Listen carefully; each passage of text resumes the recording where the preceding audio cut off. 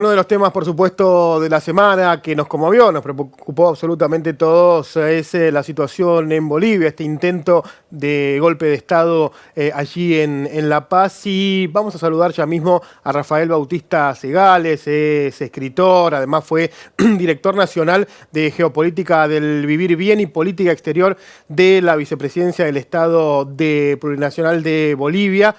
Y le queremos preguntar solamente, justamente sobre este tema. Lo recibimos, como acostumbramos aquí en Modo Fontevecchia, con música, con música que tiene que ver. Muchas gracias por atendernos. Aquí Alejandro Gómez, el equipo de Modo Fontevecchia lo saludan. Queríamos consultarle, bueno, después que han pasado ya varias horas, ¿qué reflexión le merece lo que sucedió allí en La Paz? Bueno, buen día. Ahora que las cosas ya están más calmadas, se puede permitir ya hacer una reflexión sobre lo que ha pasado y sucedido, y como es en el caso nuestro, ligarlo al aspecto más amplio y de contexto que tiene que ver con lo geopolítico. En tal caso, cabe señalar que una de las primeras cosas que uno viene a cotejar o a sopesar más bien en lo que ha sucedido es lo que se ha venido a denominar en la vez pasada, el 2019, que se denominó también el golpe del litio. Continúa con esa nota en la medida en la cual uno de los energéticos estratégicos del siglo XXI, para hablar así en términos de ¿qué se dice esto? La tenencia de las bases energéticas imprescindibles para la consolidación de las geoeconomías en la nueva recomposición del tablero geopolítico, tiene que ver con el famoso triángulo de litio. Muchos geopolitólogos ya señalan de que así como Estados Unidos ya posee básicamente de modo virtual de ese triángulo lo que poseen Chile y Argentina, le falta Bolivia. Y eso es fundamental para la reposición de la hegemonía norteamericana, sobre todo para contener la expansión china y después de los BRICS, y hacer posible que aquello no se le escape de las manos y tengan un modo disuasivo en el aspecto energético para contrarrestar algo que ya los BRICS están mostrando en la acaparación de el petróleo, que los mayores productores de petróleo ya serían parte o formarían parte del bloque llamado BRICS. Y eso es, digamos, algo que no le conviene para nada al expansionismo norteamericano, que después de haber tenido los reveses en el Medio Oriente, ahora le queda el arco sudamericano. Claro. Y esto, digamos, tiene que ver con el contrarrestar la expansión china a partir de contener las mayores reservas de la base energética fundamental de este nuevo siglo, que lo tendría el litio. Y ahí Bolivia tiene mucho que ver para los intereses, y por eso también se entiende la presencia constante, no solamente del Comando Sur, sino las visitas continuas que hace el jefe del Comando Sur, en este caso la jefa Laura Richardson, y quien ha señalado ya de modo fehaciente en diversas ocasiones que para ellos Sudamérica es simplemente sus recursos estratégicos. Y les interesa que eso no vaya a perderse, y necesitan controlar aquello para reponer su hegemonía decadente.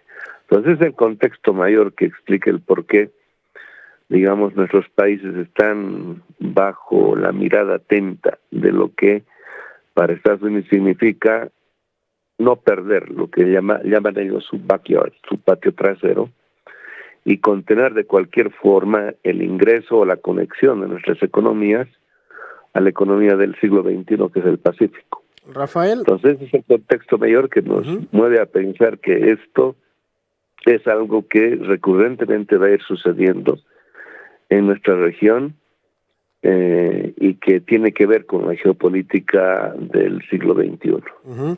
Es muy interesante, estamos hablando con Rafael Bautista Segales, es muy interesante lo que dice y contrasta con lo que nos decía ayer una diputada opositora de allí de Bolivia, que ella hablaba de una suerte de autogolpe, que esto tenía que ver con las internas entre Arce y Evo Morales, bueno, del Linera también, que está también mediando allí, y que tenía más que ver con una cuestión interna, es decir, de tratar de reposicionarse por parte de Arce, que con un verdadero golpe de Estado. ¿Qué opina de esto? Bueno, esa tesis del autogolpe es, digamos, otro disfraz retórico que quiere minimizar lo que ha sucedido ayer. Uh-huh.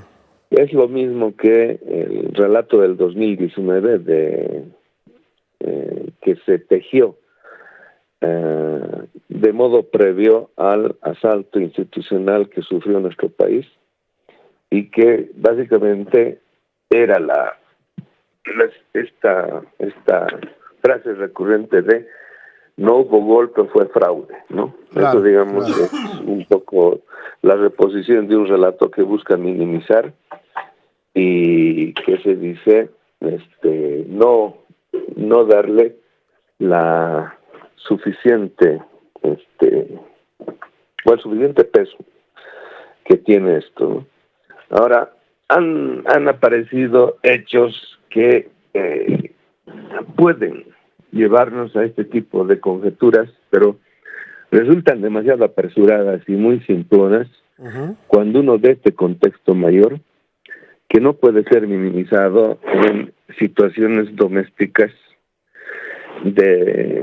digamos que cualquier país lo tiene y que no hacen al tamaño mismo del asunto que representa Bolivia en el contexto regional, en la geoeconomía esta que nos vincula de modo irremediable a la reconfiguración de bloques y que tiene que ver básicamente con el asunto de la disputa que ahorita están teniendo a nivel global el mundo, el orden unipolar y lo que por otro lado aparece patrocinado por los BRICS, un nuevo mundo multipolar.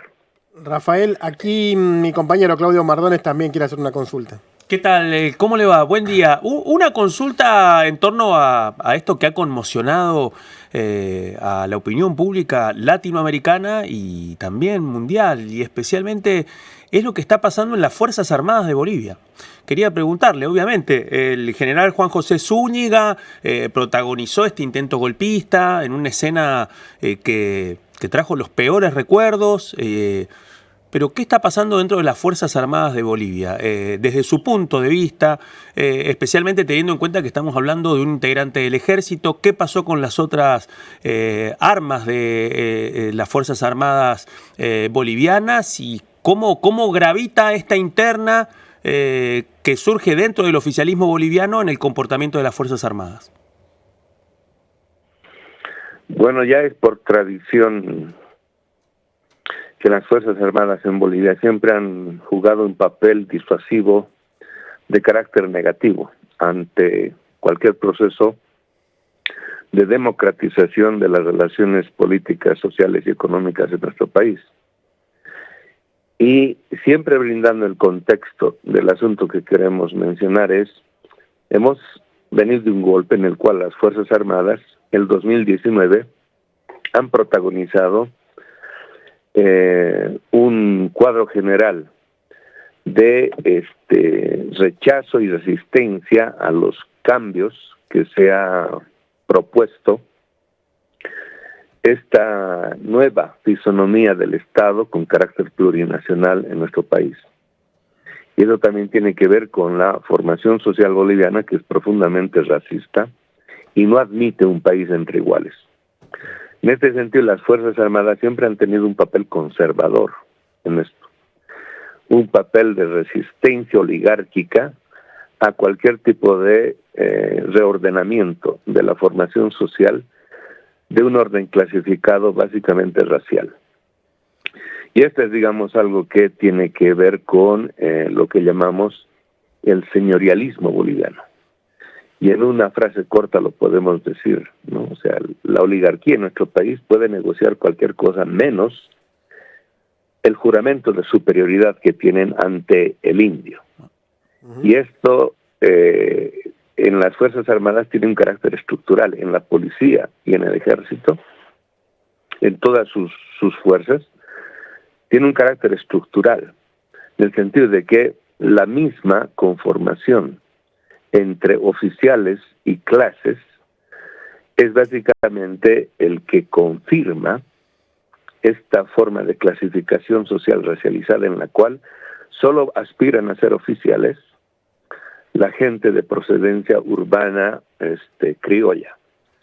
Y las clases son para aquellos que de ser clases medias y empobrecidas a ser hasta provenientes de el pueblo indígena, solo pueden aspirar a ser suboficiales, ¿no?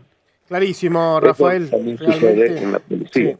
Entonces, eso es lo que ha determinado siempre el carácter clasista, racializado de la estructura y de la institución militar policial en nuestro país. Y eso también explica el hecho de que cuando hay resistencia a cualquier proceso de democratización, la oligarquía en nuestro país siempre acude a las Fuerzas Armadas para que salgan a restituir lo que ellos llaman el orden dado, que significa básicamente la continuidad de una formación social profundamente racializada y que nuestro país nos ha llevado a que cualquier intento de poder cambiar eso siempre ha conllevado la presencia del ejército como factor de resistencia en cualquier tipo de cambios democráticos que puedan producirse al interior de la vida política en Bolivia. Clarísimo, Rafael. La verdad es que un gusto y nos aclara un poco el panorama de lo que está sucediendo allí en Bolivia. Agradecemos estos minutos aquí en Modo Fontevecchia. Muchísimas gracias. A ustedes. Rafael Segales fue director nacional de Geopolítica del Buen Vivir allí durante el gobierno de Evo Morales.